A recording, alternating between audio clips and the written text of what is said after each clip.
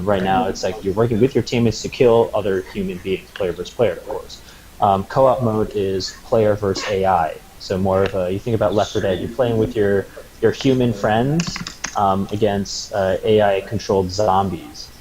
So in co-op mode, we're going to have zombie-controlled airships, of course, and player versus zombies. And Well, hopefully they fly better than zombies do. no, it's going to be player versus AI. Airships, bigger, badder boss ships, and airplanes. Okay. And then, That's what I thought the adventure mode was going to be.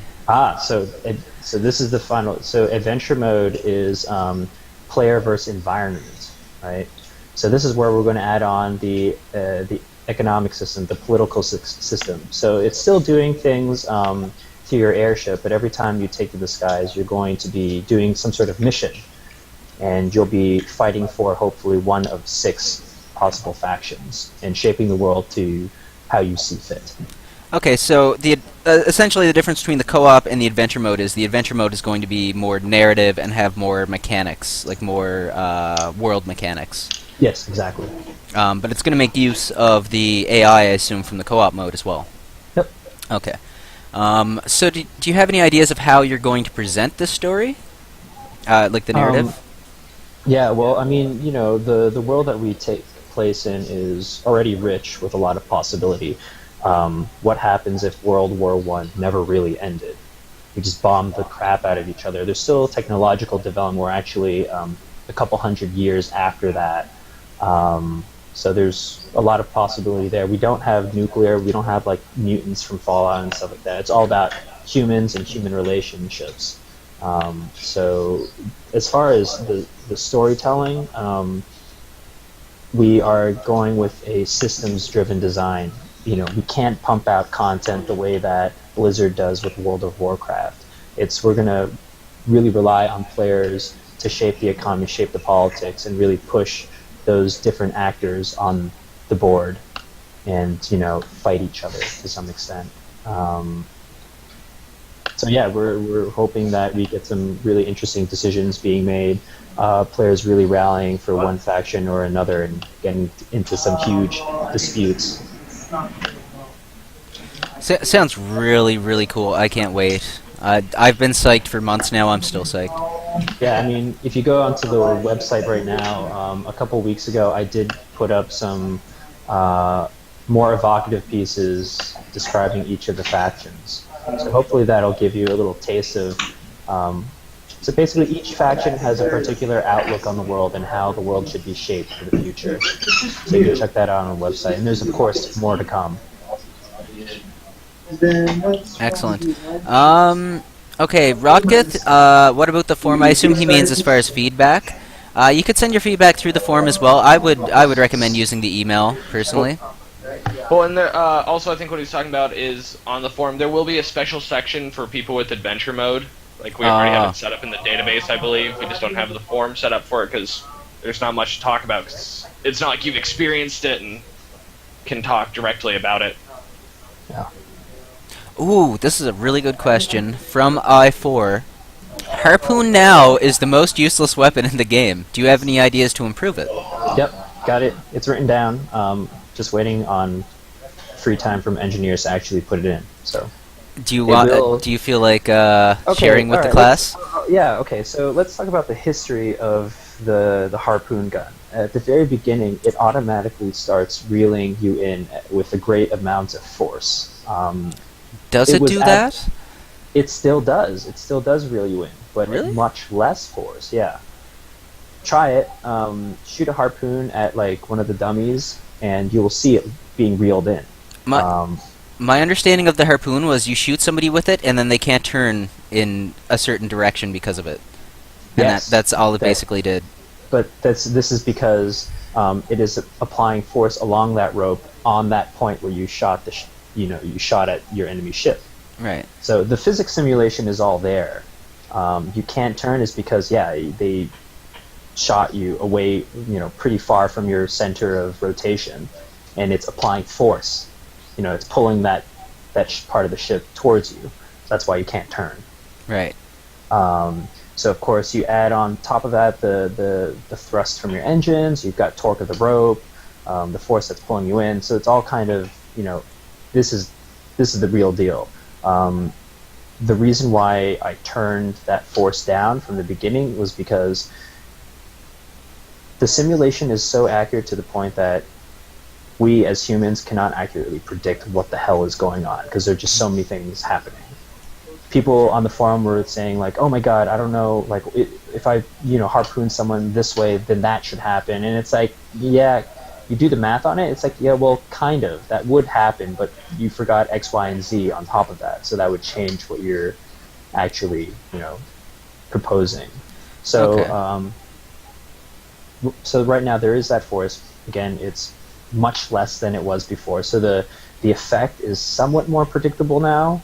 But I think the next step is to actually, alternative fire, secondary fire, and you press right click or whatever, and you start reeling, applying even more force. All right. I'll level with you. I am no good with a harpoon. The only reason why I ever had a harpoon on my ship was to get the achievement. Yeah, no, Um, sure. And yeah, Harpoons are like just when I've tried to use it, it just breaks so easily. Like I grab somebody, I'm like, all right, I'm gonna drag you into a wall, and then the rope snaps, and it's like, oh, never mind then. yeah. The thing is the rope will snap based on how far you are from whatever harpooned you. Right. There's a certain like literally how long the rope is. That's Yeah, what it seems like matters. 20, 30 feet maybe estimated. Oh no, that's way longer than that. It's probably like 100 something meters, 200 meters. I'm not sure. Okay. See, Um, scaling's hard for me on an airship. yeah, it is difficult. So so long as you're able to get past that threshold, and this is on top of the forces that are acting on you from the harpoon pulling you in, then you're safe. So the best way to do it is shoot the harpoon when you're relatively close, so that's actually a good point. I'll make sure that that number is exposed in the description text, so it's a little bit more meaningful than just like, I don't know where to shoot. Mm. All right. Moving on. Imagine has another really good question. When are the details about other factions going to be released? Um, well, as far as just like evocative pieces, they're all up there. I know for faction features there are only 4, so I'll go digging around and find those other ones, and again start releasing those on some staggered time frame. Excellent. Yeah, I'm actually interested in reading those for an unrelated, well, semi-related project that I can't really mention right now. Sure. Okay, Nerd Owl asks, how much time do you dedicate to playing daily/weekly? I mean, we jump in and play as much as we can. Some of us play more. Bubbles plays, or Howard, he plays a lot. I play mainly with like in testing scenarios. Officially, we have those dev matches twice a week at 1 p.m. on Tuesdays, 1 p.m. Eastern on Tuesdays and Thursdays. Play against us. If you win, you get free stuff. If you help us win, you get free stuff. It's like handing out free stuff.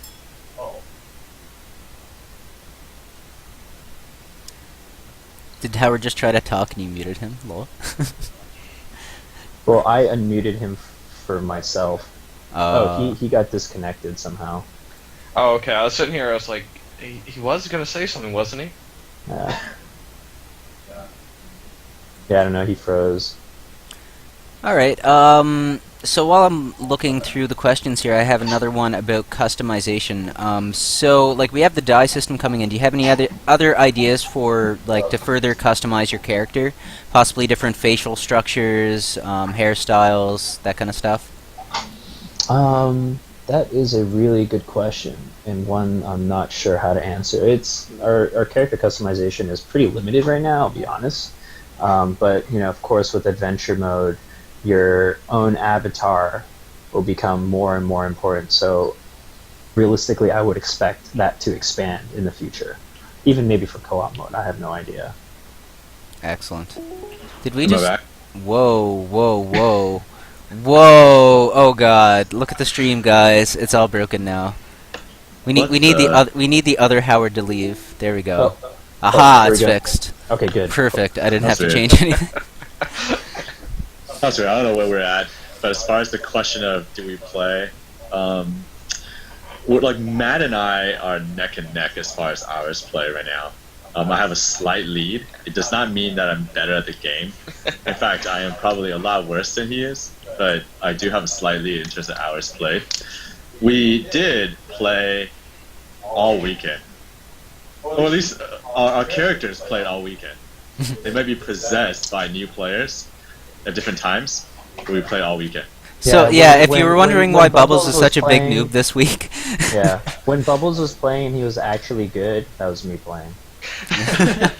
yes. And I was gonna say, we had a lot of new players and we got possessed, and I guess you guys couldn't tell the difference. So you guys wouldn't really tell the difference. And I was gonna say the only reason I've played better than Howard as of late is because I've made friends with a lot of ducks, so I've been able to like hide on their crews and just look better than I actually am. Okay. So I posted a picture of the 8-year-old kid, and he's thinking that would be my new lumberjack gunner. So Zemko, in one of the comments, of that picture, Zemko called me a traitor. I just want to say, where's Zemko now? He was on my ship a few weeks ago, and now he's on the duck ship. It's so bitter. I know, I'm so bitter. So what's oh up god, with that? I love this idea. Okay, I'm so bitter. I just knocked over my bottle of water. any chance of pop-ups telling newbies that they're wasting their time hitting modules when they're on cooldown? Like a pop-up, if you're hitting the hull with your mallet and it's on cooldown, it'll be like, you get a pop-up being like, don't do that, noob. Or like, something a lot more polite than that, but with that idea. Yeah, I mean, we have a new tooltip system. We did not intend to use it in that way because it's something that I feel like maybe better if we look at it from a HUD point of view. But we could take a look at that. I think it's a pretty cool idea. It probably wouldn't take too much to implement either. Like, it's just a pop-up, right? Just like a UI. Or you Well, can you could have a fail sound.